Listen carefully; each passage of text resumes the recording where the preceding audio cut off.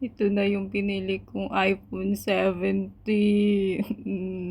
Ito na siya. Oh, yan. Yan siya. Yun. Nagpa-video ako sa kasama ko na simula sa pagbukas ko, videohan niya ako. So, yun. In-expect ko na naka-video ako. Yun pala, hindi. Hindi pala naka-start yung video niya. Gusto ko sana simula nung pagbukas kasi naka-sell siya. Simula pagbukas hanggang sa ano, ipapakita ko. And then, yun nga, useless. Hindi pala naka-start. Diba? Tingnan nyo, oh. Yan siya. Alam nyo ba, kaya ako bumili nito. Kasi, nakita ko kasi dun sa live, ang daming bumibili. And then, sabi nung nung nagla-live, maganda nga siya, maganda, ganyan.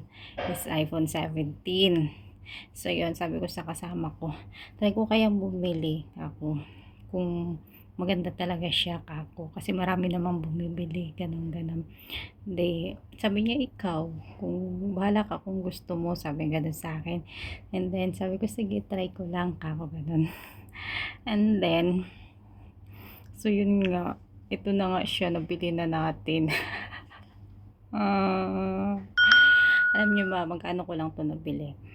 So, ito siya, ang pinagkaiba nito is, meron din naman siyang, sa iPhone, di ba yung App Store, pag nag-download ka, meron yan siya, App Store. Yan, ay ito yung App Store niya. And then, yun nga lang, meron siyang Play Store. Yan o, meron siyang Play Store. Yun yung pinagkaiba nila. And then, pagdating naman sa camera, yun nga lang din, hindi siya maganda. Hindi siya malinaw. Yun. And then, minsan, tawag nito, mabagal kapag nanonood ka ng video, medyo mabagal siya. Tapos, pag tinouch mo siya, medyo mabagal siyang mag-open. Yan. Pero, maganda naman siya. So, yun. Sinabi din naman ito doon sa sa nagla-live na ganun nga. Ano din naman siya yung US, made in US siya. So, yun. Sabi ko, yun nga, try ko bumili. Sabi ko, kapag maganda siya or maganda ba siya or hindi. So, para sa akin, okay naman siya. And then, sabi ko, ibibigay ko na lang siya sa mga pamangkin ko na hindi kayang bumili ng cellphone or sa mga pinsan ko. Kasi yung pinsan ko humihingi din ng cellphone sa akin. So, yun, plano ko, pag hindi ko siya mataypan, ibibigay ko na lang sa kanila, o diba? So, yun, ito ay nabili ko lang siya ng 350 dirham. So, yun.